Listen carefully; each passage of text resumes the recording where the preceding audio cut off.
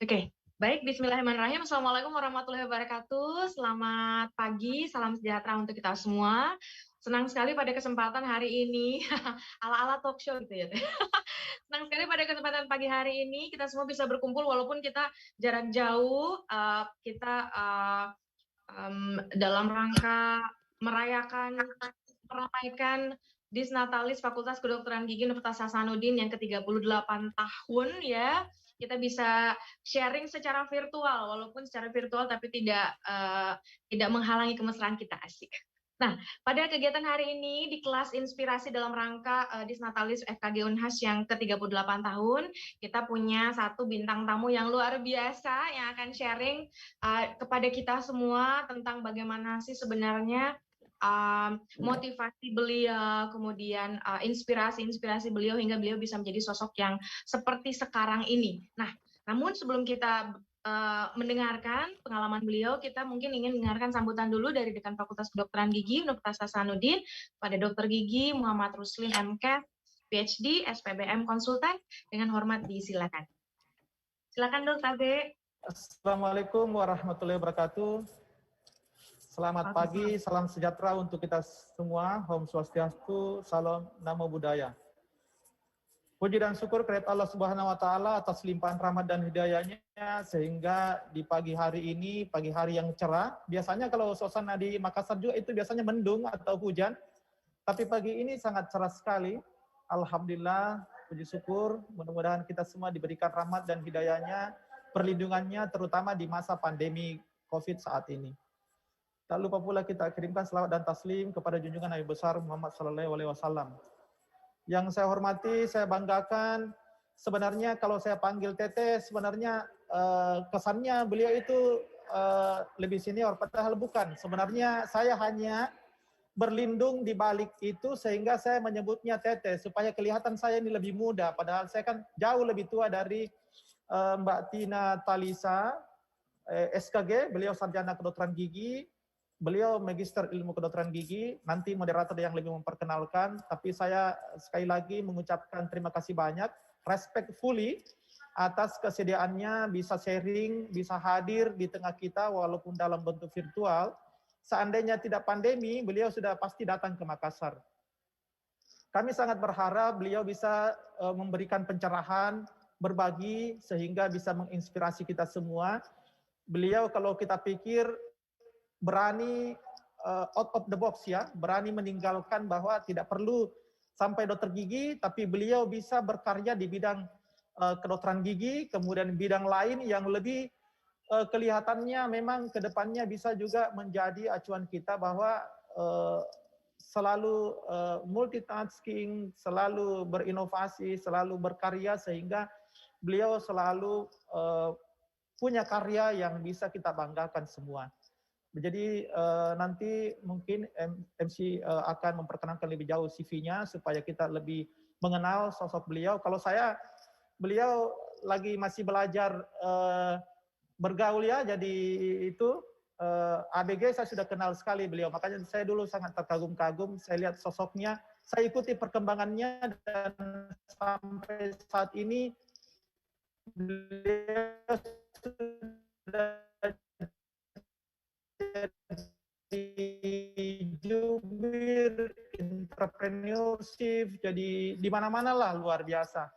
Mudah-mudahan terus belajar melihat itu. Di samping juga di keluarga beliau dia adalah pencinta rehab medik, fisik and medical rehabilitasi medik, dan sama juga istri saya sama dengan suaminya beliau adalah fisik and medical rehabilitasi medik, sehingga ya itulah kayaknya memang kita ini satu visi ya ke depan. Mungkin demikian untuk sementara dari saya. Terima kasih para moderator, terkhusus kepada para peserta yang hadir. Mudah-mudahan kita bisa banyak belajar dari Teteh Tina Talisa untuk memberikan pencerahan ke depan. Sekali lagi, Teteh Tina, terima kasih banyak. Hatur nuhun pisan untuk waktunya. Saya tahu persis waktu beliau sangat sibuk, sangat terbatas, tapi alhamdulillah mau menyempatkan diri di tengah kita semua. Mungkin demikian dari saya. Lebih dan kurangnya mohon dimaafkan. Wabillahi taufiq wal hidayah. Wassalamualaikum warahmatullahi wabarakatuh. Waalaikumsalam warahmatullahi wabarakatuh. Terima kasih banyak dok telah menyempatkan untuk memberikan sambutan. Kami tahu bahwa dokter juga saat ini sedang ada kegiatan lain, juga sangat sibuk. Terima kasih banyak telah menyempatkan waktu. Nah, ini sekarang kita langsung melangkah ke bintang utama kita nih. Waduh, dari tadi saya banyak banget pertanyaan yang mau ditanyain, tapi nunggu-nunggu sampai acara dimulai dulu teh. Siap dong. Ini kita udah banyak yang bergabung. Saya tidak perlu sebenarnya memperkenalkan lagi bintang tamu kita, Tina Talisa, asik. Nah ini udah banyak yang lihat di layar kaca kita semua ya di dunia pertelevisian, ya di media-media yang ada di Indonesia. Tapi nggak apa-apa, saya mungkin bacain sedikit aja gitu ya. Tina Talisa ini Mojang Priangan, lahirnya di Bandung. Walaupun lahir pada tanggal 24 Desember, selalu awet muda, cantik terlihatnya teh. Hari ini bersinar cerah. Amin. Jadi, amin. Kemudian beliau ini punya banyak prestasi sebenarnya. Betul, tadi sudah dijelaskan oleh Dr. Ruslin. Beliau adalah alumni dari Universitas Pajajaran, program S1 Sarjana Kedokteran Gigi, kemudian Magister Ilmu Komunikasi ya teh kalau nggak salah. Betul. Kemudian ya, beliau adalah mantan finalis Putri Indonesia tahun 2003. Kemudian juga adalah juara 1 Mojang Jawa Barat tahun 2003, juara 1 Mojang Kota Bandung 2002. Kemudian awalnya beliau adalah newscaster ya teh, kalau tidak salah. Kemudian punya banyak pengalaman juga dalam dunia broadcasting, dulu di beberapa radio di Kota Bandung. Kemudian turun ke program berita di Trans TV awalnya, kalau nggak salah tahun 2007. Kemudian akhirnya berfokus pada berita dan olahraga di TV One itu. Kemudian pernah menjadi presenter untuk kegiatan, untuk acara Apa Kabar Indonesia Malam. Kemudian resmi bergabung dengan Indosiar sebagai manajer pencari bakat dan pertunjukan newscaster untuk penyiar utama cuaca dan olahraga. Kemudian terakhir sebagai host ya di acara program Satu Indonesia di Net TV. Nah, ya ada beberapa penghargaan juga yang telah diraih oleh beliau, yaitu pada tahun 2012 Panasonic Global Awards untuk kategori presenter talk show berita dan informasi terfavorit. Wah, luar biasa teh. Mungkin bisa sharing sedikit ya teh. Saya yakin tadi yang saya bacain itu baru segelintir dari kisah hidup teteh gitu ya, yang mengantarkan teteh hingga pada posisi sekarang ini. Kira-kira mungkin bisa sharing sedikit teh, silakan. Makasih banyak Dr. Yosi. Terima kasih Pak Dekan, Dr. Ruslin yang betul bersama-sama dengan saya, beliau residen bedah mulut dulu di Unpad, saya sedang koas di bedah mulut. Jadi kalau boleh saya pertama mengucapkan selamat ini untuk FKG Unhas Desnatalis ke-38. Kalau melihat rangkaian acaranya luar biasa banget ya dok, kayaknya terus diisi dengan berbagai hal, baik itu yang berhubungan dengan medis dan non-medisnya. Nah, kayaknya saya yang berhubungan sama non-medisnya banget ini, karena sejujurnya kalau boleh dikatakan apa yang bisa saya banggakan ya, karena saya bukan dokter gigi gitu, saya tuh hanya sampai sarjana kedokteran gigi. Dan kalau boleh cerita nih, Dokter Yosi dan seluruh peserta, untuk bagian itu jangan tiru saya ya, sama sekali jangan tiru saya, karena memang pada saat kuliah dulu, saya ingat betul nggak pernah ada permintaan dari orang tua harus jurusan tertentu. Kadang-kadang kan kita mengambil jurusan pada saat di universitas atau perguruan tinggi itu karena keinginan orang tua. Ada juga yang begitu kan, ada yang jadi ini, jadi itu, karena memang orang tua menginginkan. Saya alhamdulillah diberikan kehidupan dalam lingkungan yang demokratis. Saya memberikan kebebasan, silahkan saya mau kuliah apa aja gitu kan. Nah akhirnya saya pilih kemudian di FKG. Nah setelah saya koas lah ada beberapa perubahan nih. Jadi kalau saya nggak tahu nih yang peserta ada usianya menuju 5 kan katanya ada quarter life crisis gitu ya, ada krisis di usia 25-an. Oh belum ya? Itu perempuan 25-an gitu ya. Iya, umur 25 waktu itu, menjelang 25, quarter life crisis. Saya kan lulus S1 2001 tuh, tepat waktu 4 tahun. 4 tahun itu bukan karena pinter banget, karena pengen cepat selesai aja. Pokoknya targetnya adalah supaya jadi mahasiswa yang sidang skripsinya paling pertama gitu di angkatan saya. Nah, di saat itu fokus banget kuliah dokter ya sih, fokus banget. Kemudian pada saat koas saya memang sambil tuh siaran radio di Bandung, karena prinsipnya saya memang tipe yang sangat suka dengan peribahasa sekali merengkuh dayung, 2-3 pulau terlampaui.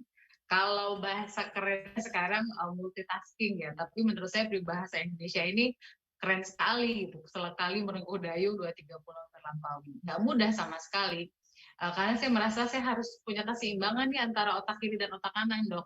Karena saya ngerasa kalau begitu saya nggak seimbang, setiap orang bisa menilai dirinya ya. Nah, kalau buat saya, kalau saya nggak balance kiri dan kanan itu, biasanya saya ngerasa kok ini ya agak limbung gitu. Nah, kemudian saya siaran radio di Radio Para Muda dulu di Bandung. Nah, sambil koas, lalu saya ikutlah yang tadi dokter sampaikan, saya ikut Mojang.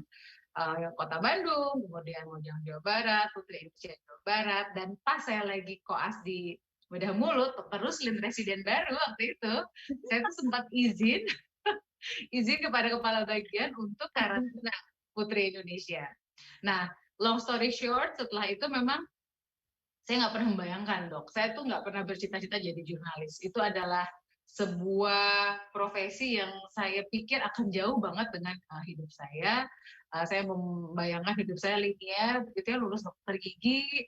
Dulu saya malah pengen banget tuh gabung sama TNI Angkatan Laut atau TNI Angkatan Darat. Serius, dok. Saya tuh sempat serius banget. Jauh banget nih teh. jauh banget. Terus gimana? Boleh silakan dilanjutkan. Jadi kenapa tiba-tiba mendapatkan inspirasi atau tiba-tiba kepengen ikut yang Mojang itu loh, yang Mojang Jawa Barat, Mojang Bandung dan Putri Indonesia gitu teh? Oke, waktu SMA kan saya aktif di Paskibra. Saya jadi Paskibraka Jawa Barat tahun 95 gitu. Nah, pertama kali saya melihat ada sosok Mojang itu yang sekarang adalah Wali Kota Tangerang Selatan, Teh Airin Rahmi. Ya, nih beliau senior saya di Paskibraka Kota Bandung, Paskibraka Jawa Barat. Dan pada saat saya penugasan sebagai Paskibraka, waktu itu menjelang saya lupa ya, kayaknya PON gitu. Ya Paskibraka kami bawa obor gitu kan, lari. Saya ngeliat sosok Teh Airin dan pengen wakil presiden waktu itu. Saya bilang, oh dari Paskibra biasa baris-baris seperti kami gitu ya, panas-panasan. Banyak ternyata yang jadi Mojang Jajaka. Tapi sudahlah, saya itu menguap karena waktu itu tahun 96, saya masih SMA, saya nggak pernah kebayang saya akan ikutan. Nah, kemudian pada saat kuliah, sekali lagi karena saya itu anaknya sebenarnya nggak mau diam, sementara kuliah di Jatinangor itu membuat susah beraktivitas, misalnya. Jauh lumayan. Iya, saya klub Jatinangor nih, saya angkatan-angkatan awal. Itu sebenarnya keluar kota kan Kabupaten Bandung. Sumedang tepatnya, Dok. Iya, benar. Itu sebenarnya keluar kota kan deh kalau ke Jatinangor itu. Betul, itu keluar kota. Kayak kalau UI mungkin di Jakarta, di Depok gitu kan, sudah bukan Jakarta.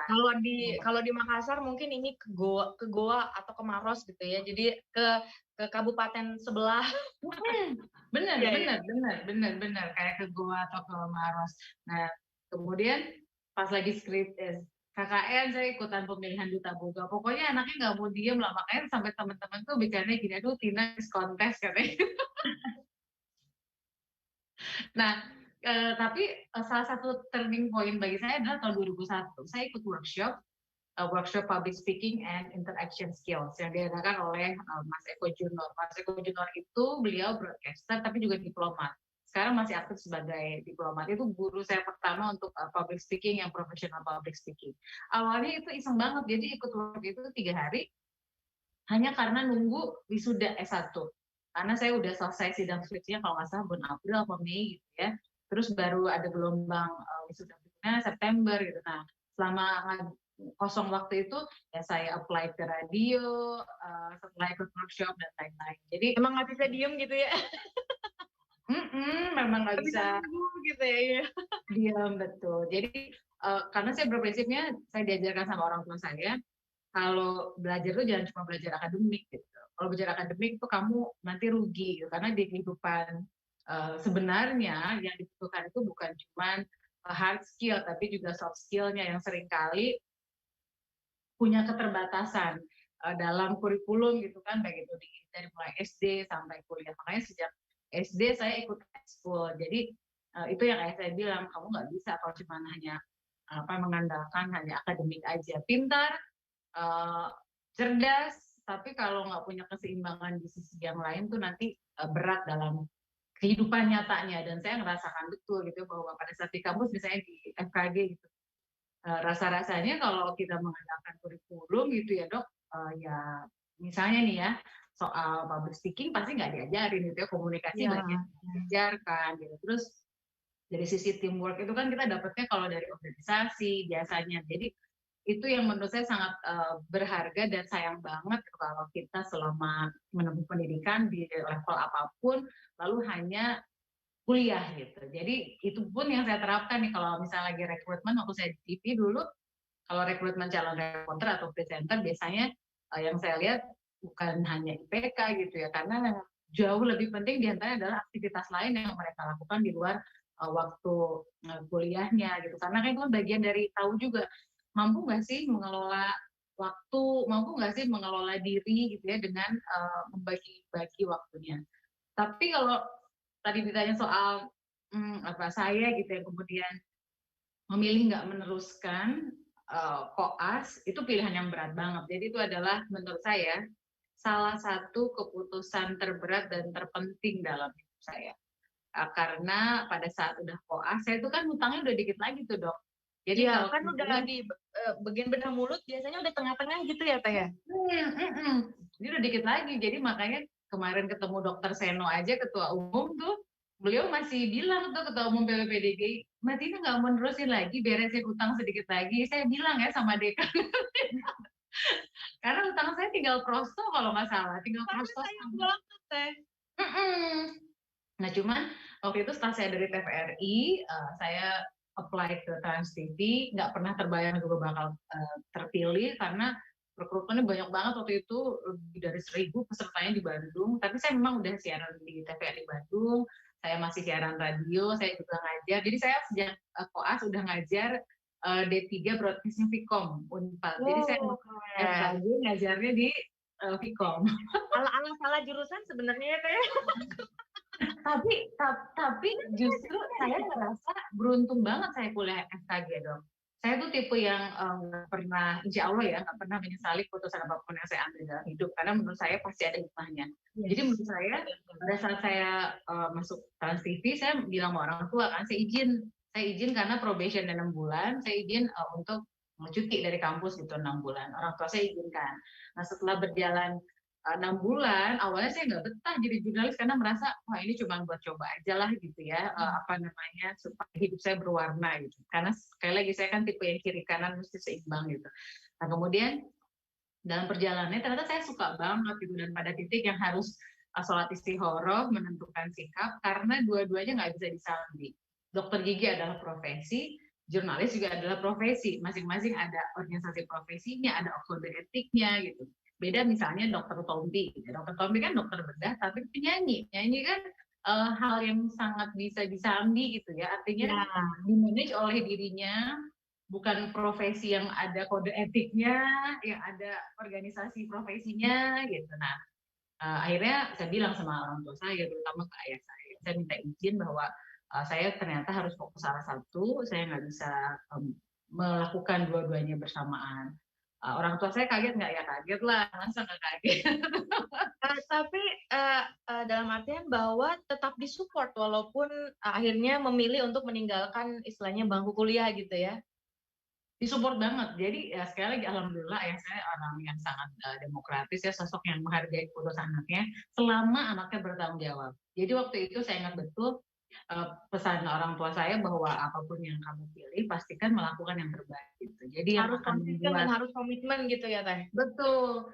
Jadi kata ayah saya yang akan membuat papa kecewa kalau kamu nggak sungguh-sungguh dengan pilihan yang kamu buat. Gitu. Jadi bukan soal berhasil nggak berhasil, tapi ingin melihat kesungguhannya karena kan proses nggak mengkhianati hasil gitu ya. Jadi Dan proses itu juga penting gitu ya dalam dalam menjalani kehidupan. Betul. Jadi itu yang dititip sama ayah saya pada saat saya memutuskan untuk meninggalkan dunia FKG gitu ya.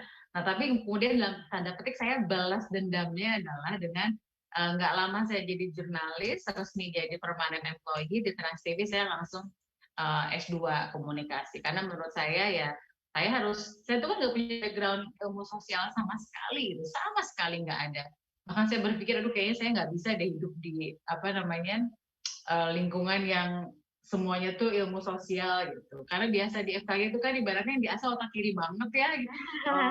Dia kan analytical thinking-nya otak kiri, terus logic prosesnya otak kiri, daya ingatnya juga otak kiri banget lah pokoknya menurut saya.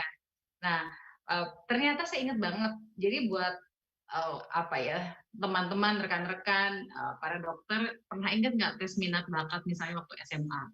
Jadi waktu SMA sebetulnya hasil psikotes saya menunjukkan bahwa saya itu nggak cocok jadi dokter. Tapi mau sempat. Saya mengabaikan, saya merasa itu nggak bisa berubah lah gitu, namanya juga belum cukup belum cukup terinformasi, belum well informed gitu soal tes minat bakat. Jadi dan masih masa pencarian jati diri juga kayaknya kalau masih SMA gitu ya Teh ya. Belum tentu benar-benar valid kan hasilnya sebenarnya. Tapi kalau tes minat bakat ternyata menurut psikolog itu sebetulnya menggambarkan diri kita. Jadi bukan soal kemampuan. Iya, bukan soal kemampuan, tapi soal minat atau bakat. Jadi malah disebutkan dari peringkat 1 sampai 10, public service itu di nomor 10 gitu. Kalau saya tuh peringkatnya. Jadi saya ingat banget psikolognya bilang, kamu akan mampu kuliah di kedokteran atau kedokteran gigi. Dari sisi elemen-elemen kecerdasan gitu ya. Tetapi pada saat nanti mengalaminya, melayaninya, nah itu bukan minat dan bakat kamu sesungguhnya. Saya nggak percaya gitu. Nah ternyata pas saya udah masuk jadi jurnalis, saya langsung mikir, oh iya ya ini yang kata psikolog itu, jadi jangan abaikan. Flashback ke masa yang waktu SMA dulu, panggilan hati mungkin ya ternyata ya Teh. Iya, jadi karena menurut saya kan jadi dokter itu mesti passionate ya, mesti emang beneran panggilan hati, menyukainya, dan saya tipe orang yang harus passion to performance gitu. Jadi kita kalau punya passion, bukan cuman karena passion, tapi harus memastikan jadi performance gitu. Kayak dokter Ruslin gitu kan, sungguh-sungguh, dokter Yosi emang seneng jadi dokter gigi, diterusin diperdalam gitu kan. Pokoknya saya tuh nggak mau banget dalam hidup saya ini, saya nggak mau banget saya menjalani sesuatu karena saya nggak punya pilihan. Karena menurut saya pilihan itu selalu tersedia sebenarnya. Nah, cuma tinggal kita mau mengambil keputusan nggak? Kan setiap bangun tidur kita juga dikasih pilihan ya, mau sarapan apa. Betul. Benar.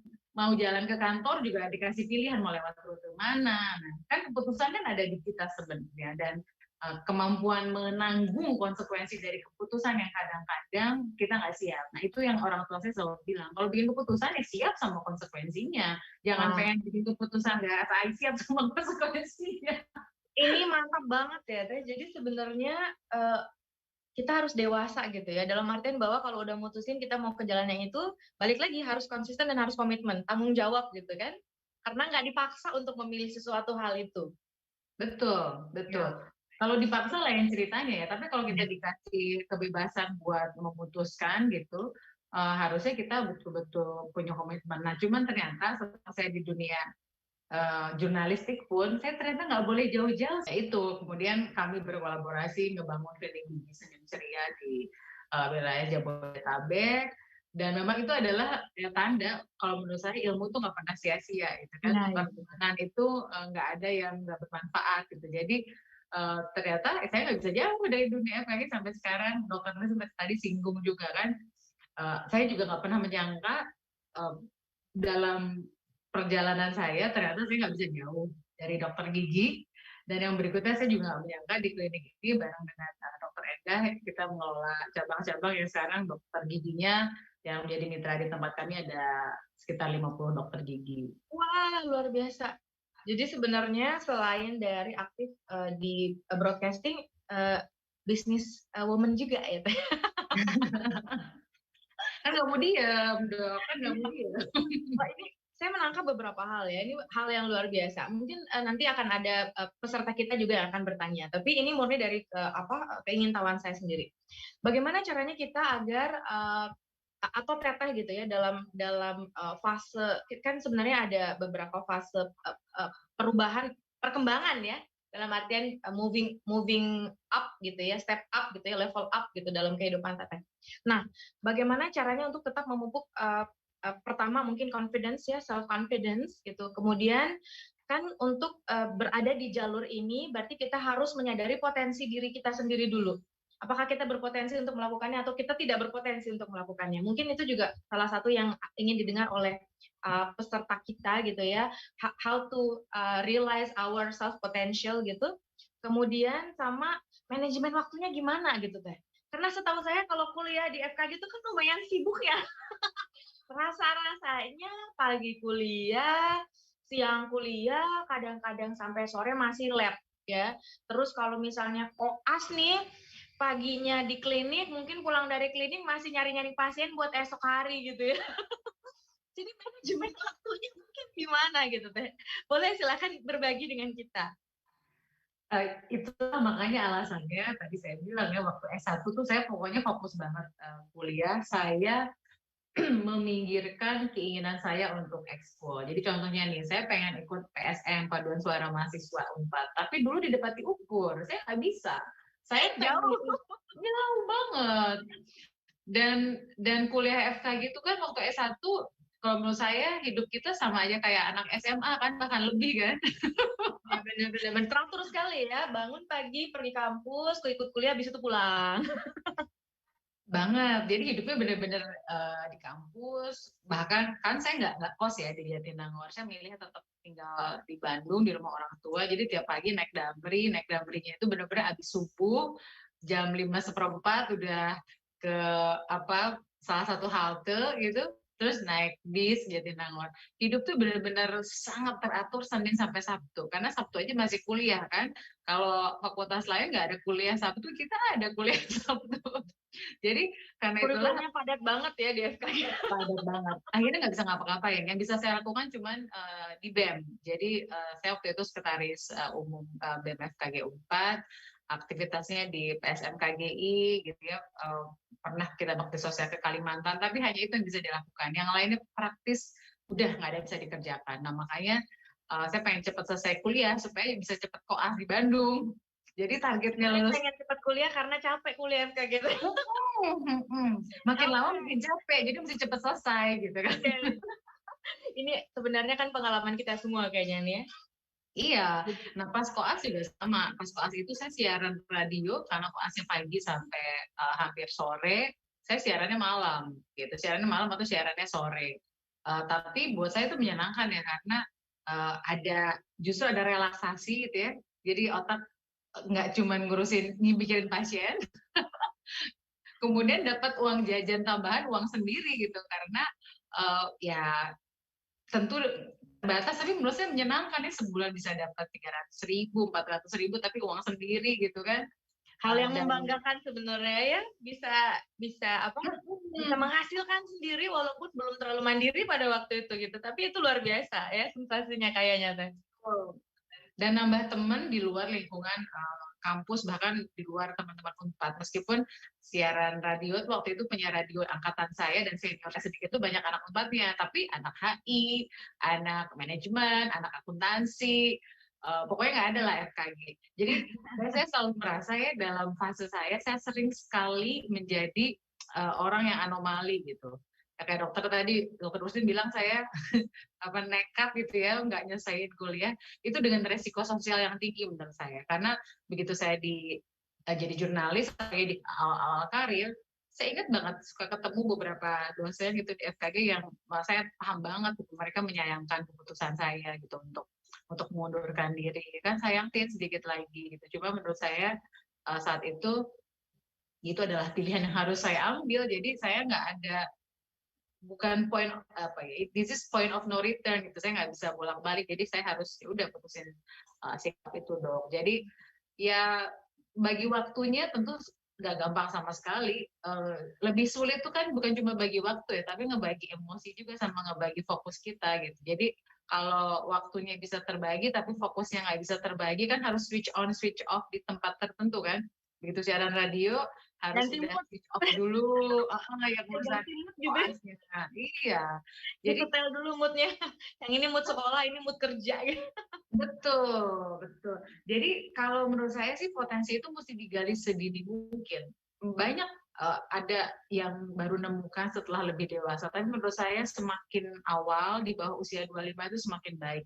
Saya sih kasihan ya kalau misalnya di atas usia 30 terus masih ngerasa nggak fulfilled gitu, ngerasa aduh apakah ini yang ingin saya lakukan. Nah, kalau saya dari usia 25 itu saya udah ajak dengan bahwa ini yang ingin saya lakukan gitu. Nah, itu yang menurut saya penting banget supaya kita walaupun capek, lelah itu happy ngejalaninnya. Jadi waktu saya jadi jurnalis, ya capek, sama aja capeknya jadi dokter gigi, malah hidup lebih nggak teratur.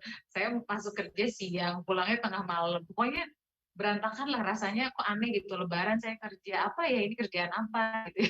Tapi saya senang melakukannya, dan kalau dibandingkan nih, saya tuh mudah-mudahan ini bukan cocokologi gitu ya, tapi pada saat saya bertanya sama diri saya sendiri nih, saya terusin koas di dokter gigi gitu kan, atau saya terus di jurnalis gitu.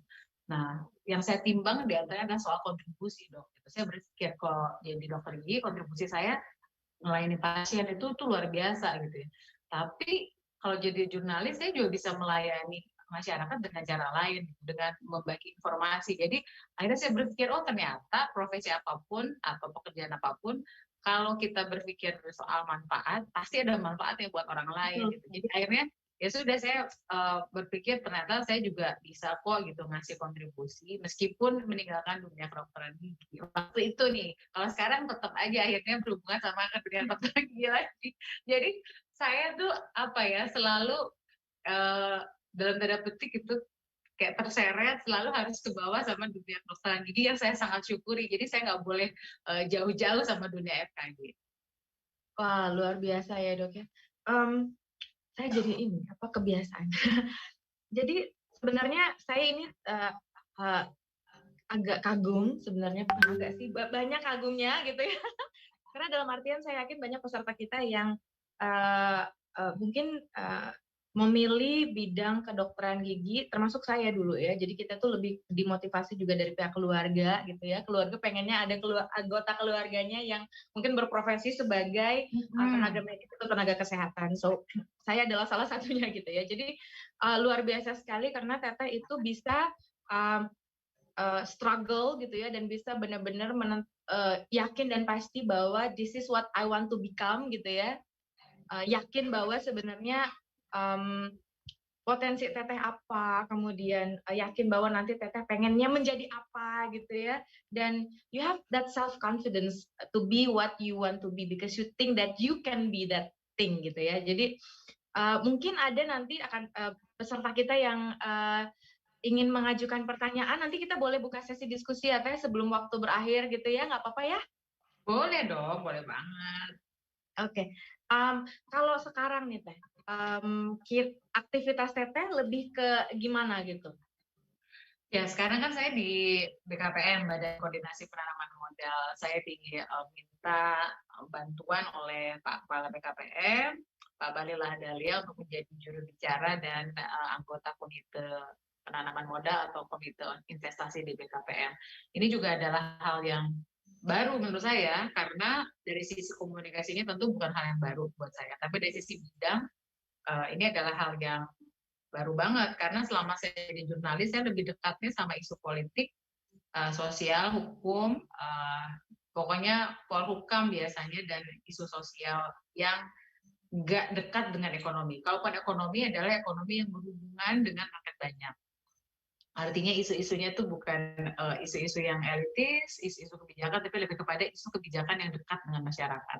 Nah, waktu saya kan kenal dengan beliau sejak sebelum Pak Bahlil jadi Ketua Umum HIPMI. Nah, ini adalah menurut saya salah satu yang saya sangat senangi dengan jadi jurnalis. Gitu. Jadi kalau jadi jurnalis itu, saya ingat banget senior saya bilang waktu saya awal reporter, kalau kita jadi jurnalis ada 2 kekayaan yang pasti kita dapatkan. Yang pertama kekayaan pengetahuan, yang kedua kekayaan pergaulan.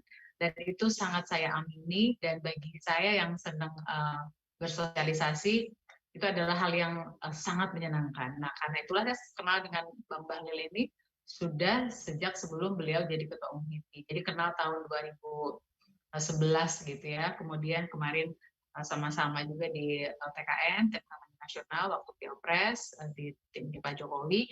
Nah, kemudian pada saat 2020 awal sebelum pandemi beliau kontak saya. Saya pikir saya akan diminta jadi moderator untuk bantu kegiatan di BKPM, tapi ternyata saya diminta bantu untuk menjadi juru bicara dan komite investasi di BKPM. Ya sudahlah, akhirnya saya di sini senang sekali bisa bantu beliau, dan ini adalah hal yang baru buat saya. Tapi karena saya tipenya orangnya senang sama tantangan, senang banget bisa belajar dan berkarya hal yang baru, makanya saya sangat antusias gitu ya pada saat bergabung. Sekarang sudah hampir setahun di BKPM. Jadi ini kembali ya, kalau tadi Dr. Yosi sempat tanya gitu, gimana soal potensi masing-masing. Nah, menurut saya kita harus mengenali diri. Sekarang kan semakin banyak campaign soal love yourself, know yourself. Nah, itu ternyata penting sekali untuk kita pahami soal kita memahami diri kita, mencintai diri kita. Jadi kita tahu apa ya gitu. Dan kita tahu kita mau jadi best version of ourselves-nya itu yang kayak gimana gitu. Nah, itu kira-kira waktu saya gabung ke BKPM diantaranya karena pertama saya bilang sama beliau, Pak Kepala BKPM, waktu itu karena belum jadi pimpinan saya langsung ya, masih saya panggilnya abang. Saya kan waktu jadi jurnalis juga nggak pernah ekonomi, saya politik. Tapi beliau bilangnya, tapi kamu kan orangnya gampang beradaptasi. Jurnalis itu alhamdulillah ya diberikan kemampuan adaptasi yang cepat, pembelajaran yang cepat juga biasanya. Nah, akhirnya ya sudahlah, saya mengiyakan setelah istihoroh, minta izin tentu sama suami sama ayah saya. Jadi ini penting loh mengenai diri. Saya tuh orangnya bosenan. Jadi saya senang banget ketemu hal yang baru setiap beberapa saat gitu. Karena menurut saya itu nge-recharge diri saya. Misalnya saya selalu tahu nih, saya nggak akan pernah mau kerja jadi teller bank. Bukan soal profesinya yang saya nggak sukai, tapi saya tahu saya nggak akan betah di profesi itu. Saya tahu bahwa saya tuh orang yang butuh challenge gitu. Makanya kalau challenge-nya kurang, atau saya ngerasa jadi dokter gigi bukan nggak ada tantangan, malah tantangannya banyak banget menurut saya. Tapi buat individu seperti saya ya, ini bukan generalis ya. Buat individu seperti saya, rutinitas yang relatif terbaca itu bisa membuat saya terjebak dalam boredom. Kalau buat saya, gitu. Yeah. Jadi saya tahu diri nih, gitu. Saya nggak bisa to trap in certain situation that creates boredom untuk diri saya. Tiap orang beda-beda ya senangnya. Ya, benar-benar. Saya tuh jadi jurnalis waktu itu, saya ketemu hal baru tiap hari, saya ketemu orang baru yang bisa berbeda tiap hari, dan lingkungan pergaulan saya bisa sangat luas. Hari ini saya bisa liputan penjahat, besok liputan pejabat, kira-kira gitu kan.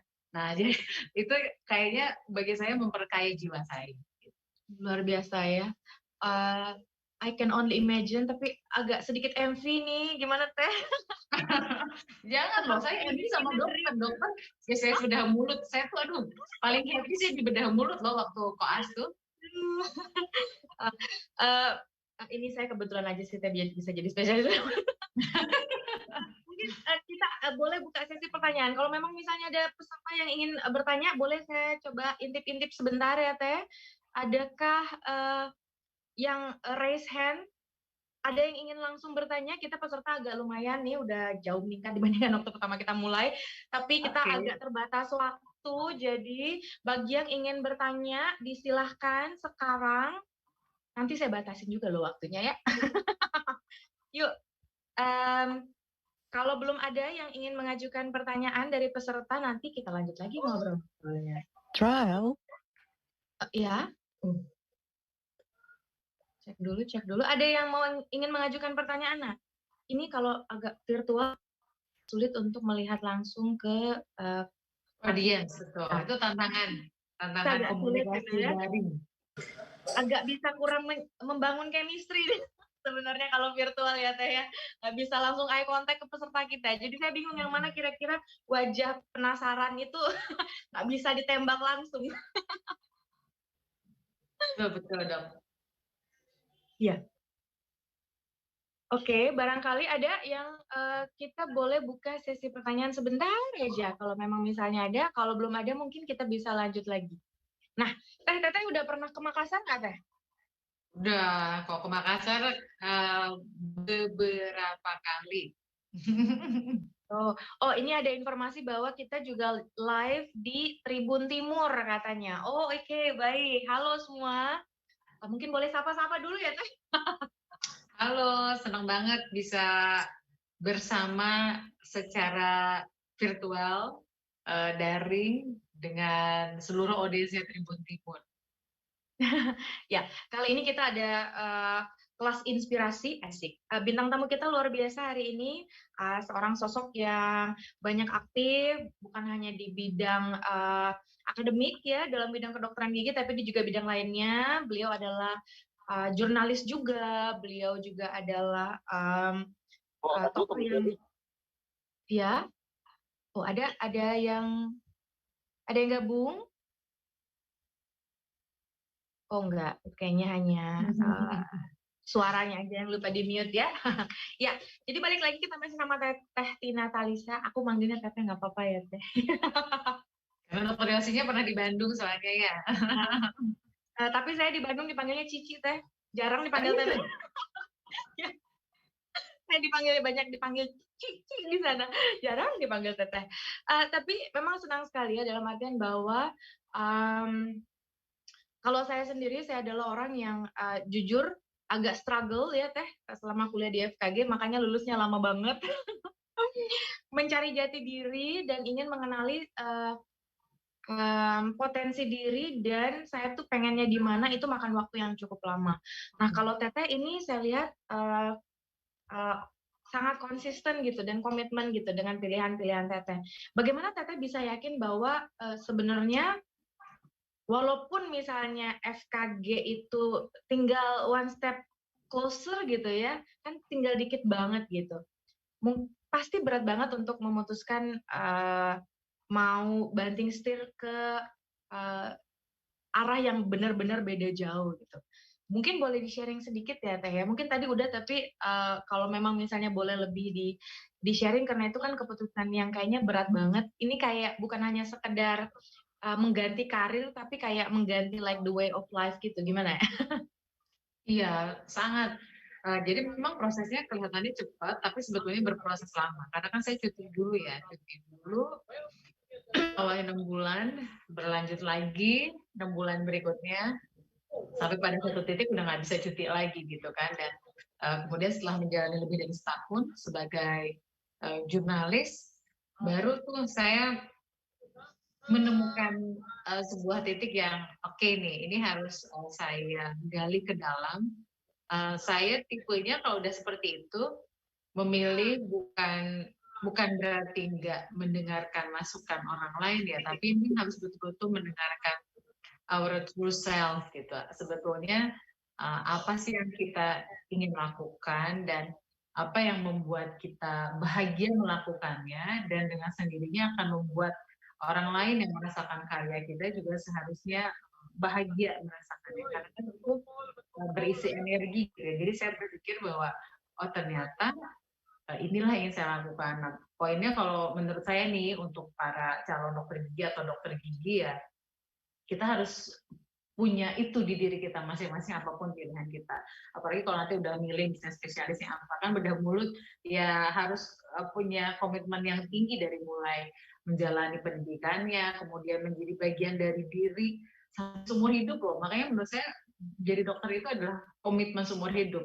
Karena saya tahu bahwa itu bukanlah hal yang ingin saya lakukan, dan saya merasa bahwa saya tidak akan jadi yang terbaik, tidak akan bisa melakukan terbaik di bidang itu, maka saya memilih bidang yang saya senangi, alhamdulillah, dan saya berkomitmen untuk melakukan yang terbaik di bidang itu. Jadi ini soal pilihan, keputusan, konsekuensi, dan komitmen gitu. Jadi kalau kita nggak punya itu semua, rasanya akan sayang aja kita melewati segala sesuatu tuh mengalir bagus, tapi kan mengalir juga kita harus punya makna gitu di setiap perjalanannya. Jadi kalau kita memilih sesuatu karena kita nggak punya pilihan yang lain, menurut saya mendingan eksplor pilihan-pilihan itu di usia yang lebih muda. Kalau kita punya pilihan-pilihan di usia yang lebih muda, setelah kita pilih, kita ajak, jangan sampai yang tadi saya sempat bilang, di usia udah 35 itu masih, aduh saya nggak happy ini, saya nggak happy itu, kalau bisa sih sebenarnya saya pengennya melakukan A, melakukan B. Takutnya kita terlalu terlambat untuk memulai hal yang baru tersebut. Jadi komitmen itu dibutuhkan dan bukan berarti harus selalu melakukan yang disenangi ya kan, pilihannya adalah melakukan yang disenangi atau menyenangi yang dilakukan gitu kan. Nah kalau memang sudah pada jalur tersebut harus benar-benar ingin memberikan makna di bidang yang kita jalani. Kayak saya sama teman-teman di Senyum Ceria itu awalnya kan klinik gigi, itu kemudian dalam perjalanannya sejak 2019 kita mengembangkan digital startup, aplikasi untuk manajemen secara digital yang bisa digunakan di klinik gigi dan dokter gigi pribadi. Namanya Klinikku. Kemarin kita jadi mitra penyelenggara Indonesia Virtual Dental Expo. Kalau ada yang ikut kegiatannya PBPDGI dalam rangka HUT ke-71. Nah itu adalah bagian dari kita nggak pengen nih berarti di satu titik klinik gigi gitu, tapi kemudian bagaimana ya caranya memberikan manfaat yang lebih buat dokter gigi, buat klinik gigi, supaya layanannya makin baik gitu. Buat tapi ya. jadi jam 9 mulai. Dia baru kagak liatin. Ya. Oke. Mohon maaf ya dok, kita ada sedikit intermezzo tadi. Mohon maaf ya teh, kita sedikit. Oke, jadi mungkin satu hal yang bisa tangkap adalah mungkin pertama jangan cepat puas juga kali ya, Teh, dalam artian bahwa even though mungkin pada waktu itu Teteh udah di comfort zone, sebenarnya kan dikit lagi beres gitu ya. Nggak comfort zone juga, fighting zone itu fighting zone.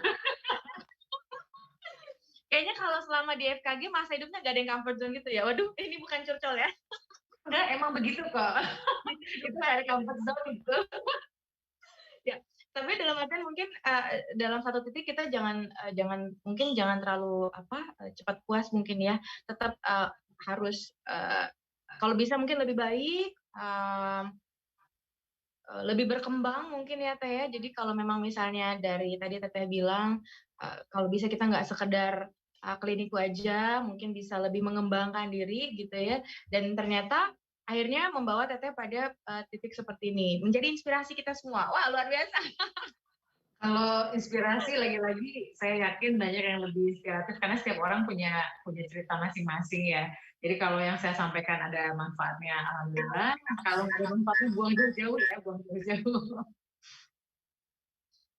Nah ini Teh, kalau misalnya sekarang kan kita dalam rangka ulang tahun FKG Unhas yang ke-38 tahun. Nah, kira-kira belief atau keyakinan yang salah terhadap diri kita pada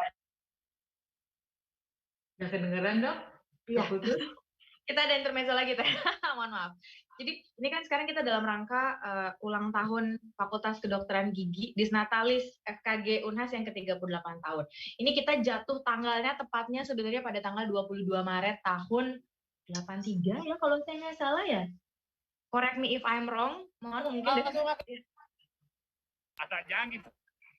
Ya, kira-kira 23 Februari, mohon maaf, 23 Februari.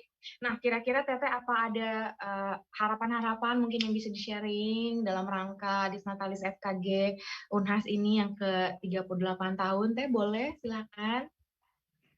Sekali lagi seperti saya sampaikan di awal, selamat Disnatalis ke-38 untuk FKG Unhas, dan tentu sekarang setiap FKG di Indonesia dan juga jurusan lain, setiap perguruan tinggi punya tantangan yang tidak pernah terbayangkan sebelumnya gitu ya, dalam kondisi pandemi terutama.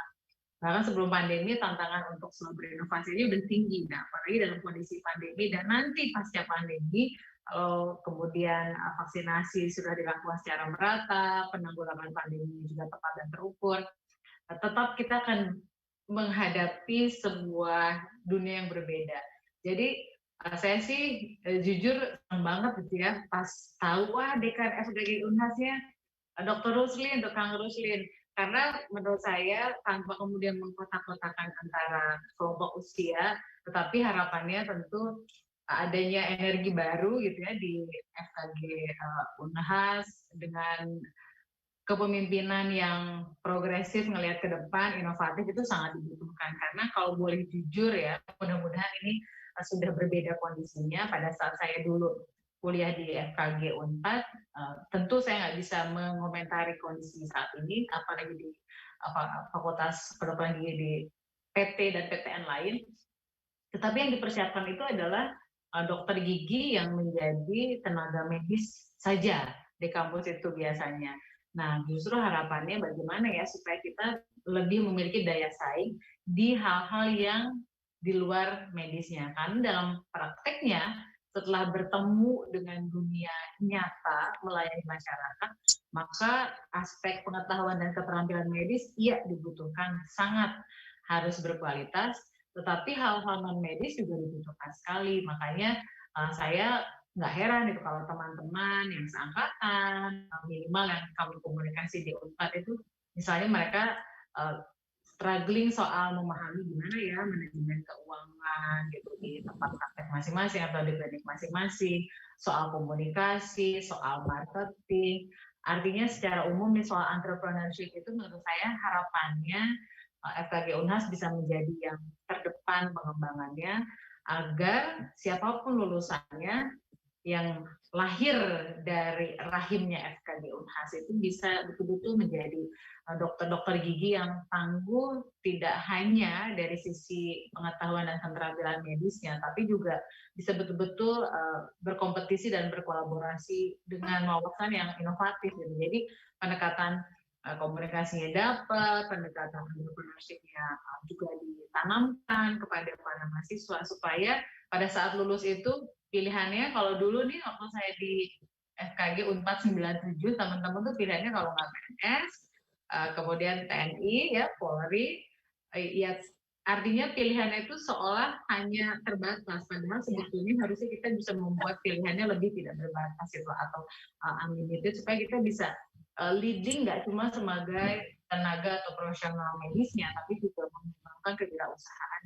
Karena kan sekarang pemerintah juga punya fokus yang besar ya untuk bagaimana Indonesia bisa leading di sektor kesehatan.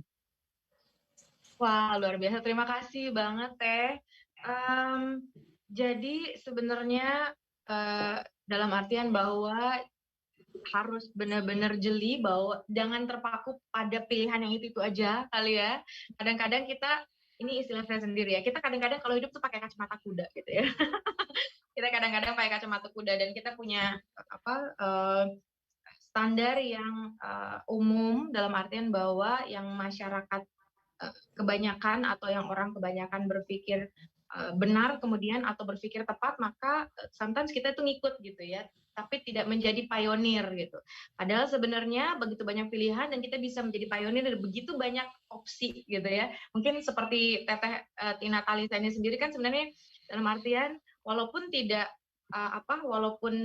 tidak menyelesaikan sebagai dokter gigi tapi sebenarnya kan Teteh ini adalah salah satu pionir dalam bidang kedokteran gigi yang thinking and act out of the box tadi seperti apa kata Dr. Ruslin bilang ya. Bukan berarti bahwa tidak menyelesaikan dokter gigi tapi tidak menjadi sukses ke depannya bahwa ternyata mungkin bisa lebih sukses daripada yang lainnya. So jangan hanya membatasi pilihan pada yang itu aja tadi seperti yang Teteh Tina bilang. Luar biasa. Mungkin kalau memang ada yang ingin bertanya waktu kita tinggal sebentar lagi nanti mungkin udah nggak bisa tanya loh.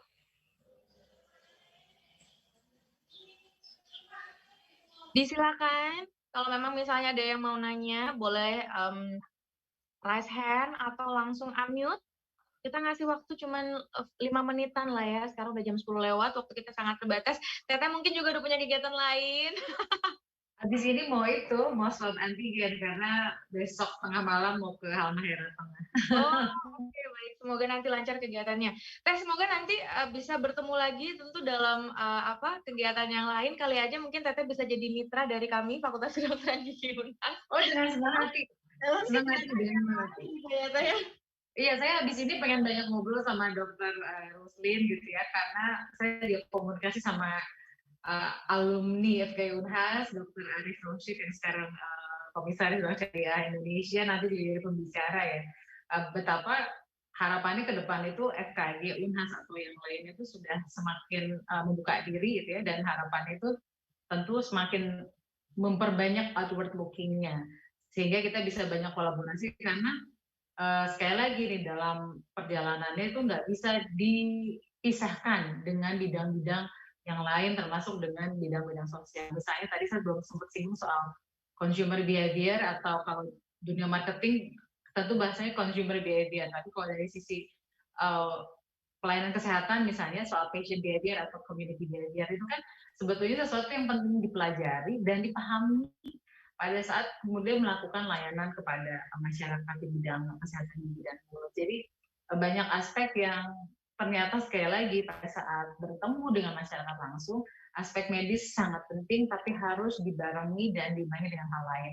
Ini kalau kita ingin menatap ke depan gitu ya, dan kalau kita kan seringkali merasa emosi kadang-kadang, kenapa ya gitu, health tourism di negara tetangga itu bisa maju gitu ya, health tourism di negara tetangga di Singapura, di Malaysia yang kemudian berkembang padahal tenaga medis banyak yang belajar di Indonesia sebelumnya gitu. Ya, betul.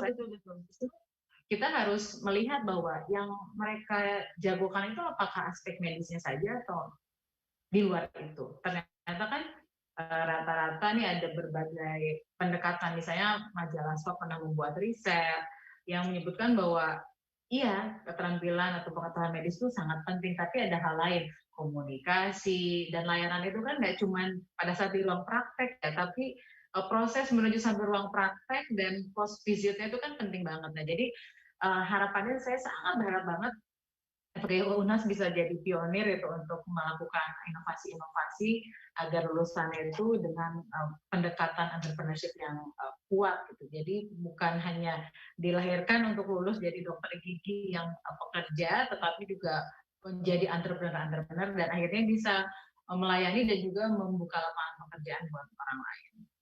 Wah, itu luar biasa sekali. Jadi bukan hanya mengembangkan diri sendiri, tapi juga bisa membantu orang lain ya, karena membuka lapangan pekerjaan untuk orang lain. Luar biasa, Teh. Mungkin sebelum kita menyapa kembali, sekarang ini kalau memang misalnya kembali ya, saya persilakan kalau ada yang ingin mengajukan pertanyaan, kita masih punya waktu, tapi sedikit sekali, tipis gitu ya. Sekarang udah jam 10. Dokter Yosi. Iya, siap dong. Dokter Yosi, izin Dokter Yosi. Ini saya lagi, Teteh Tina, ini saya sama Bapak Wakil Dekan 3, Wakil Rektor 3, Unhas. Siap. Salam kenal. Mantap. Beliau tadi langsung bilang loh, nanti se-Unhas lagi ya, nanti katanya mahasiswa se-Unhas yang diminta juga untuk diberi pencerahan. Oke, mantap. Ya. FKG sebagai mediatornya yang mau ada. Ya. Teteh Tina, ini Bapak Wakil Rektor 3 ini, beliau dokter gigi. Wah, luar biasa, bangga sekali saya. Keren banget, Dok. Ya. Jadi nanti kita buat untuk mahasiswa se-Unhas. Unhas, ya betul. Ya, beliau minta langsung nih. Laksanakan. Ya. Ya, mantap. Ya. Ini ada juga di samping saya ini Pak Direktur Rumah Sakit Gigi Mulut. Halo, Dok. Ini Bapak Direktur Rumah Sakit Gigi Mulut. Ya. Jangan lupa ya. Ini Udah lupa kali sama-sama di Bandung dulu. Teh, punten Teh, ini Direktur RSGM kita, ini Dr. Gigi Andi Tajrin, juga adalah spesialis bedah mulut lulusan Unpad ya. Beliau ini kayaknya mungkin masa-masa lalu juga pernah ketemu kali ya, Dok ya. Saya harus ke Makassar ini kalau begini nih. Ya, nanti live aja ya. Siap, saya ke Unhas datang ya.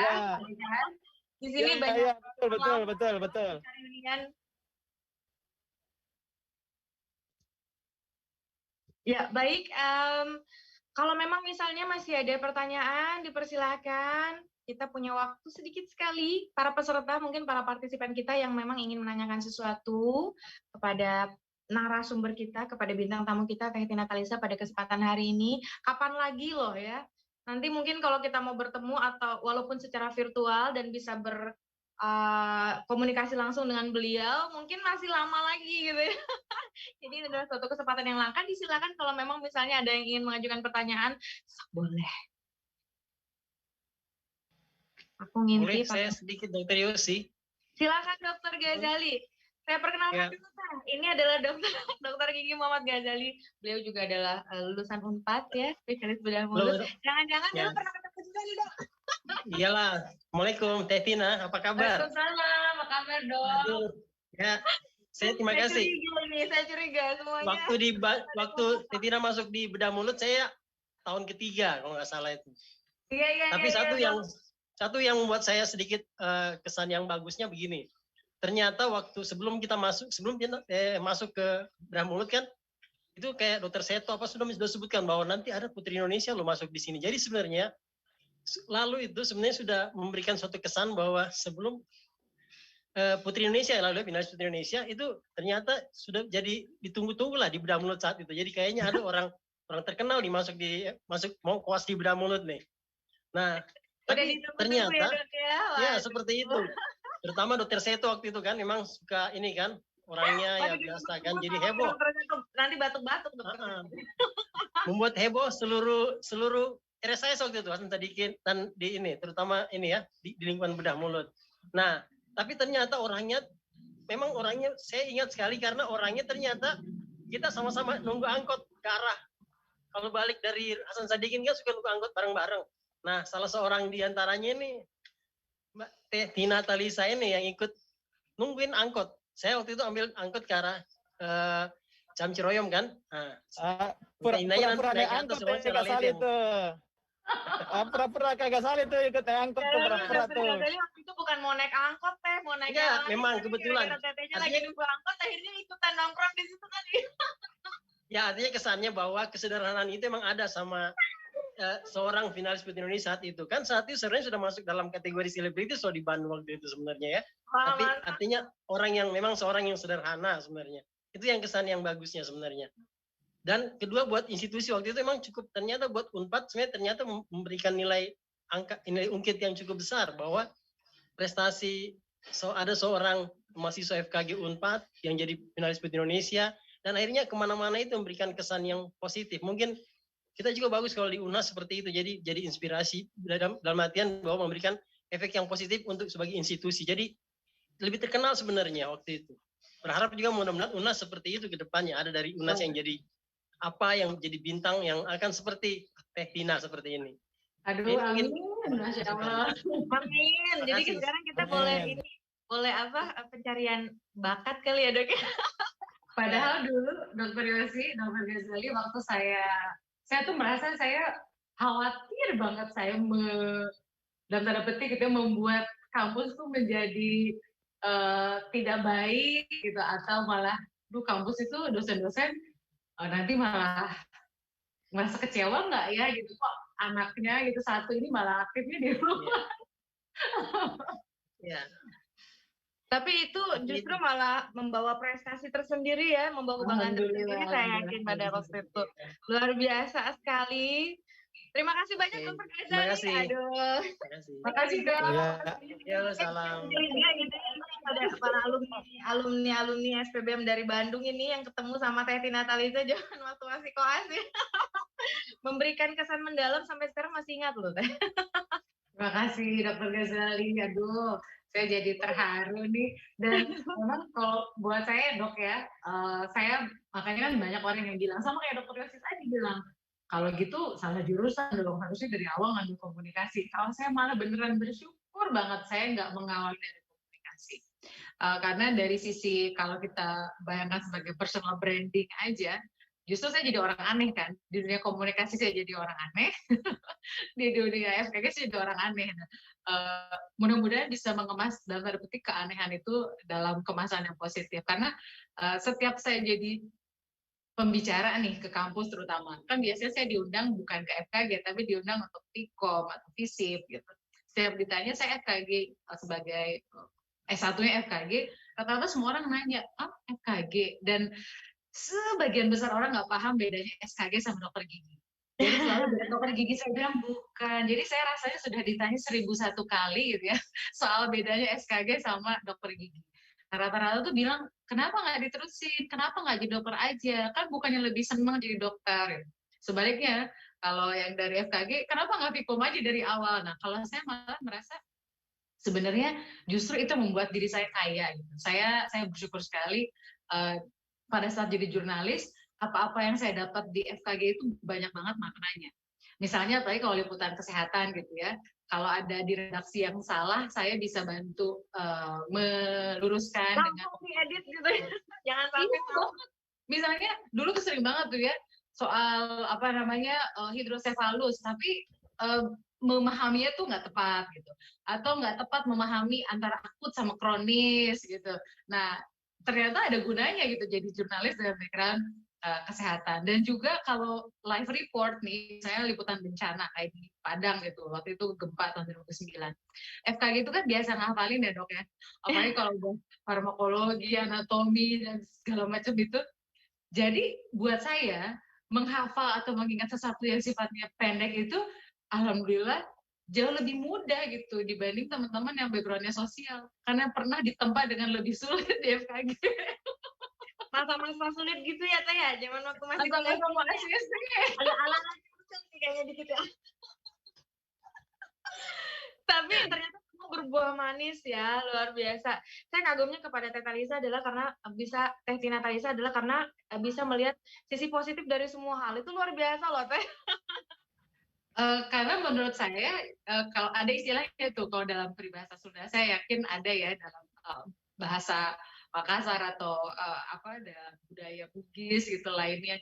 Jadi ada nimuluang tinuburang. Jadi kita tuh harus selalu bisa ngambil hikmah dari segala sesuatu. Jadi saya diajarin sama ayah saya, pokoknya kalau berdoa itu, misalnya lagi susah gitu ya kita, lagi susah, merasa nggak nyaman, kondisinya berat, ya berdoa minta kekuatan buat melewati, tapi juga minta gitu supaya dalam setiap peristiwa yang kita jalani dalam hidup itu kita bisa ngambil hikmah gitu. Karena kalau nggak bisa ngambil hikmah itu rugi banget kitanya. Benar. Tadi ada pertanyaan kayaknya dok di chat kayaknya. Saya cari kayaknya. Oke nih. Oh selamat pagi dok. Oke, saya ingin bertanya pertanyaan simpel. Bagaimana cara mengatasi rasa nervous saat menjadi public speaker? Terima kasih. Ini yang bertanya dari Dedi Ariwansa. Nah, ini adalah salah satu alumni Fakultas Kedokteran di UNAS yang sekarang lagi ngambil S2 di Jepang. Jadi doi lagi ada di Nihon, negeri Sakura sana. Senangnya bisa bergabung. Ya, jadi ini memang sama prinsipnya kayak pilot gitu, ada jam terbang sama kayak dokter juga. Jadi memang soal public speaking itu bisa dipandang dari sisi pengetahuan atau keterampilan. Kalau pengetahuan gampang kita pelajari dari manapun sekarang, tapi kalau keterampilan nggak bisa bertambah kalau nggak dilakukan. Nah prinsipnya dok, kalau dokter merasa itu adalah hal yang baru, maka justru makin sering harus dilakukan. Kalau ditanya bisa instan atau enggak, saya dengan berat hati harus bilang nggak bisa instan. Semuanya harus lewat proses, dan proses trial and error, evaluasi diri sendiri itu jadi penting banget. Kalau saya mengukur diri saya aja, sampai sekarang saya masih suka merasa nervous nggak? Masih suka. Dan saya sebetulnya menjaga itu harus tetap ada.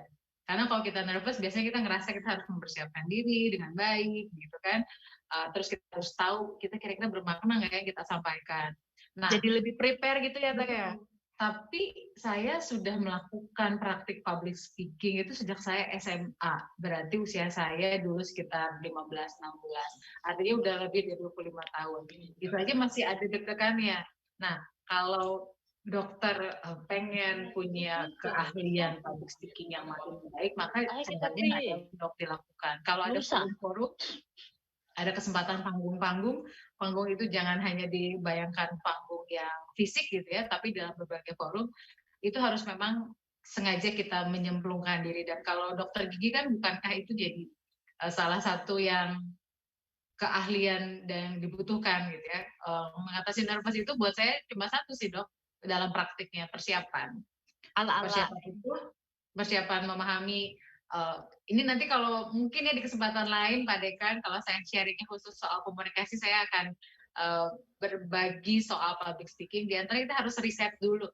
Jadi riset dulu soal siapa sih audiensnya, apakah occasion-nya, kemudian menganalisa diri kita sendiri, menganalisa pembicara lain, sehingga kita tahu, oh kita harus melakukan strategi apa ya, gitu, ada supaya riset gitu ya tentang kegiatannya, mempersiapkan diri gitu harus. Ya. Itu saya lakukan sekarang di BKPM, misalnya kepala BKPM nih akan menjadi narasumber, saya pasti akan cek dulu siapa audiensnya, acaranya itu ada pembicara lain atau enggak, topik yang lain apa, sehingga kami bisa menata, oh berarti yang perlu disampaikan beliau adalah A, B, C saja, dengan cara apa supaya beda dengan pembicara yang lain. Nah, ini penting banget dok. Jadi kalau jadi pembicara, penting buat tanya, siapa sih pembicara lainnya, topiknya apa, kita kebagian jam berapa, karena bicara di jam ngantuk sama bicara di jam seger itu beda strateginya. Tapi prinsipnya saya sangat suka sama apa yang disampaikan sama Dale Carnegie. Jadi Dale Carnegie itu bilang bahwa kita itu dalam berinteraksi dengan dunia luar itu apapun itu, ada 4 kategori dan kita akan dikelompokkan karena 4 kategori ini. Yang pertama adalah what we do, how we look, what we say, and how we say. Jadi kalau public speaking itu nggak cuma soal what we say dok, tapi juga how we say it, how we look, and what we do. Dan ini menurut saya kalau nanti ada kesempatan saya ingin seneng banget kalau bisa sharing soal hal tersebut. Jadi nanti saya daftar mau ikutan dok, ikutan teh.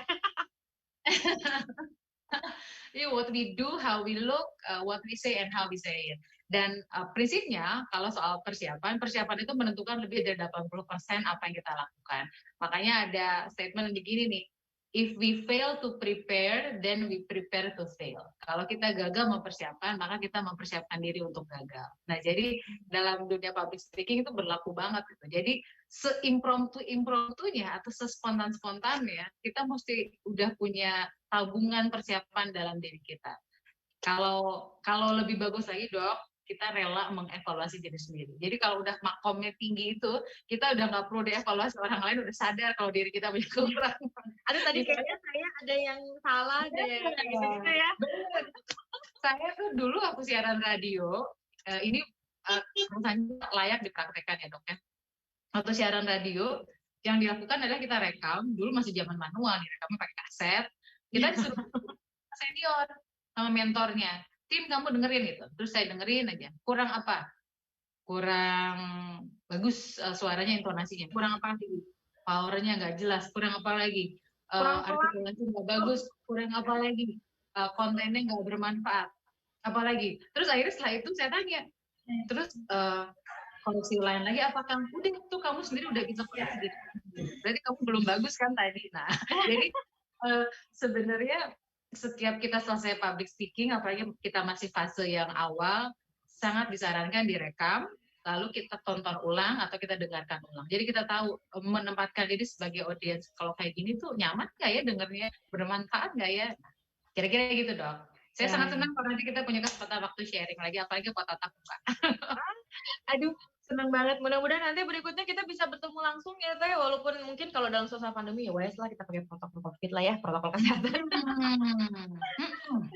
Terima kasih banyak atas sharingnya. Saya pribadi masih mau banyak tanya, tapi waktunya udah habis. Tapi boleh nggak 1 menit nih? Nanti kita dijemput sama wasit. Ada yang namanya nih, boleh sih 1 orang? Iya, oke, siap. Di mute kan. Oke, ini konkret aja Teh Tenisan ya. Konkret aja Teh. Ini kan mumpung di sini ada Pak Dekan.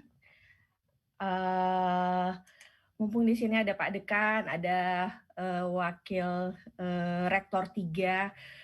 perlu nggak sih menurut Teteh? Ini kan sebenarnya seorang dokter gigi itu tidak hanya kemampuan akademis dari yang disampaikan tadi, bahwa mereka itu harus punya kemampuan entrepreneurship, public speaking. Ini konkretnya menjadi sebuah kegiatan ekstrakurikuler mungkin, atau mungkin ada satu SKS, mungkin mata kuliah tambahan pilihan. Ini sekedar ini aja, mungkin masukan dari Teteh gitu, dari pengalaman selama ini gitu, apakah dia konkret kegiatannya dalam bentuk sebuah ekstrakurikuler atau dia sebuah satu mungkin mata kuliah tambahan. Makasih. Terima kasih banyak. Waduh, dok, ini keren sekali.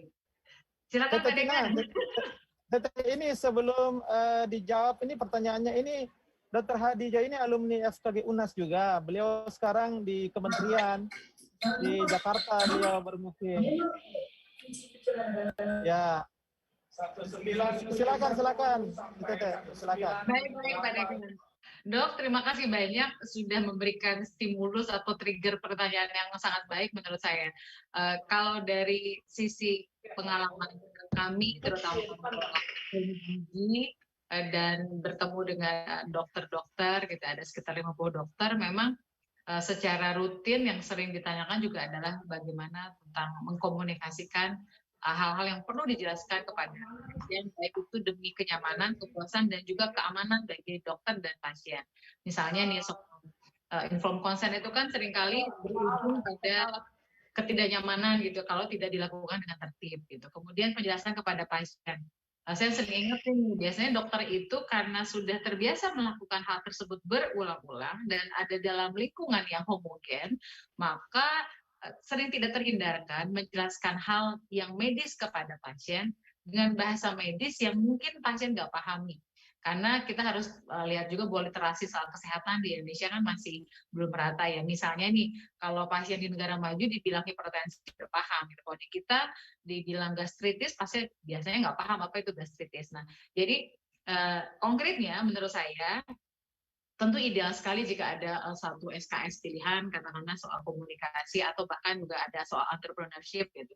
Dan itu menurut saya bisa memberikan wawasan dan ruang berkreasi bagi mahasiswa tentang apa yang akan mereka lakukan ke depan setelah lulus. Kalau saya sendiri ekstrakurikuler udah bagus, tapi kalau bisa jadi bagian jadi satu SKS. Dulu waktu saya di FKG ada ilmu psikologi, tapi lebih ke ilmu psikologi. Jadi kita hanya paham soal ilmu psikologinya, pokoknya satu SKS selesai, tapi menurut saya tidak menambah keterampilan. Nah, harapannya apapun yang ditambahkan jika itu dianggap penting oleh FKG Unhas, menurut saya ada dua hal sih, soal komunikasi sama entrepreneurship. Yang di dalam entrepreneurship, di dalamnya ada soal marketing, ada soal ilmu finance sedikit juga. Kira-kira begitu, Pak Dekan, dokter mudah-mudahan menjawab, itu hanya pandangan pribadi, belum tentu relevan dengan visi misi FKG Unhas juga. Iya, betul. Baik, siap. Oke, Terima mantap. kasih banyak. Jawabannya luar biasa. Saya sih kalau boleh memberikan pendapat juga setuju sih. Kalau boleh. Ya kan, Dok? To be surprised. Kalau sampai itu ada, saya bertanggung jawab, Dokter Dosin. Kalau sampai itu ada, saya akan bertanggung jawab, saya akan bantu. Misalnya perlu dosen yang relevan atau dosen tamu, saya pasti bantu. Siap. Wah, ini penawaran nih Dr. Ruslin ini. Mantap. Kita sekarang butuh suplemen dari luar itu biar ada warna. Warna lain. Biar terbentuk pelangi. Wah, biar terbentuk pelangi ya sih. Terima kasih banyak, Dok. Terima kasih banyak, Teh. Terima kasih banyak rekan-rekan sejawat semua. Alhamdulillah kita lewat waktunya ya. Ya, baik. Ini tanpa terasa kita target jam 10.30, tapi karena diskusinya masih asik, masih hangat, masih panas, jadi rasanya tadi sayang kalau saya mau potong walaupun waktunya udah dekat. Terima kasih banyak sekali lagi kepada narasumber kita yang luar biasa, sudah banyak sharing. Saya sendiri merasa terinspirasi, Teh. Kalau bisa sih masih pengen ngobrol-ngobrol lagi, mudah-mudahan nanti kita masih ada kesempatan, masih ada waktu, gitu ya. Terima kasih banyak, Dr. Yosi. Ya, Dokter Yosi mungkin terakhir ada ini Prof Una, ada Prof Baruna, mungkin ada masukannya sedikit. Boleh. mungkin nanti setelah Prof Una kita foto bareng dulu ya Teh ya, kita dokumentasi. Ya, ya. Baik, mohon izin Prof Una disilakan. Ini baru Nawati ini dosen milenial juga. Luar biasa sekali.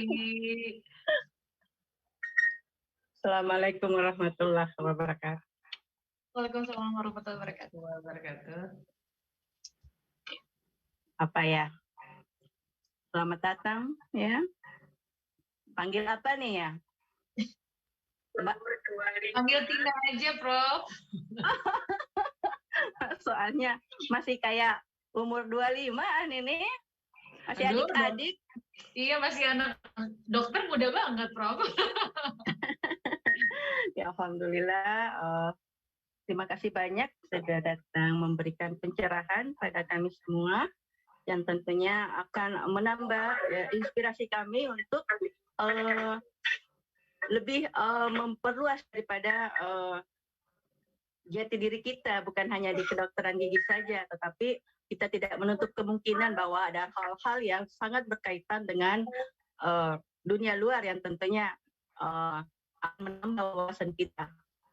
Alhamdulillah, ini semua tentu menjadi inspirasi kami yang tentunya mendatangkan semacam ilmu tambahan yang tentunya kita tidak menutup diri, ya. Tentu kita akan lebih mengembangkan diri. Sepertinya Mbak Tina juga ini ahli psikolog ya? Enggak juga, bukan, Prof. Karena inspirasinya itu seperti untuk menghilangkan stres, meningkatkan keyakinan, karena setiap keyakinan yang kita tingkatkan insya Allah akan berapa ya sampai lupa. Lucunya. Dok mau 27. Ya, Ya, jadi 27. Minta maaf ini kasih ujian juga jadi pengawas ya, jadi saya mungkin tidak bisa berpanjang lebar ya, terkhusus pada Pak Dekanku yang paling andalan saya ya, istilahnya begitu, yang selalu memberikan inspirasi pada kami semua walaupun kami sebagai kanda-kandanya tetap selalu diberikan masukan dan selalu diajak untuk berkomunikasi sehingga dalam suatu hal itu selalu ada jalan keluar yang terbaik, insya Allah. Ya, ada Yosiku ya, semakin cantik, semakin mohai. Ya, terima kasih banyak ya Mbak Tina udah datang ya memberikan pencerahan pada kami semua. Ya, mungkin saya nggak bisa lama-lama karena masih ada ujian kompetensi radiologi kedokteran gigi yang sementara kami awasi. Demikian dari saya, sukses selalu buat semua, sukses selalu buat panitia, dan insya Allah kita semua dalam keadaan sehat walafiat ya, terhindar dari segala wabah insya Allah, dan kita tetap bersatu untuk kemajuan Fakultas Kedokteran Gigi Universitas Hasanuddin ke depan insya Allah. Waalaikumsalam warahmatullahi wabarakatuh. Assalamualaikum warahmatullahi wabarakatuh. Siap, terima kasih banyak Prof. Sukses kegiatannya. Memang gitu kalau multitasking semua. Baik, siap. Terima kasih banyak. Mohon izin kita dokumentasi dulu boleh ya kita untuk screen capture. Oh ya, boleh satu lagi mohon izin Teh. Boleh minta untuk diucapkan selamat milad Disnatalis FKG Unhas yang ke-38 tahun mungkin. Oke, baik. Sekali lagi dengan penuh kebahagiaan, sukacita saya ucapkan selamat untuk FKG Unhas Disnatalis ke-38 semakin melangkah dengan inovatif ke depan, memberikan manfaat dan melahirkan dokter-dokter gigi unggulan yang punya daya saing tinggi ke depan. Amin. Siap, terima kasih banyak. Ini udah selesai didokumentasi atau belum? Punten dari panitia. Wah, tabe puntennya. Ya ini, oh ya, oke, baik. Sudah? Oh ya, belum katanya. Oke, baik. Silakan.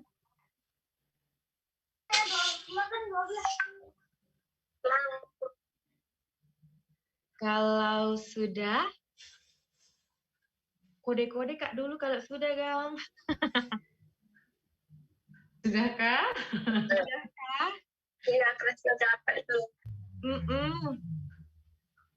Sudah kayaknya ya. Lumayan banyak pesertanya, mungkin jadi agak lama sih. Oke. Baik, terima kasih banyak. Sekali lagi, Teh Tina Talisa telah menyempatkan untuk bisa hadir secara virtual, kemudian sharing kepada kita semua, memberikan motivasi gitu ya. Banyak hal positif yang bisa kita dapat dalam pertemuan kali ini, dalam rangka kelas inspirasi webinar Disnatalis FKG Universitas Hasanuddin ke-38 tahun. Sekali lagi terima kasih KB, dokter-dokter, Prof, rekan sejawat semua. Sampai berjumpa lagi di lain kesempatan. Saya Yosi, undur pamit dulu. Assalamualaikum warahmatullahi wabarakatuh. Selamat siang. Waalaikumsalam warahmatullahi wabarakatuh. Siarannya boleh Hatur nuhun pisan, hatur nuhun.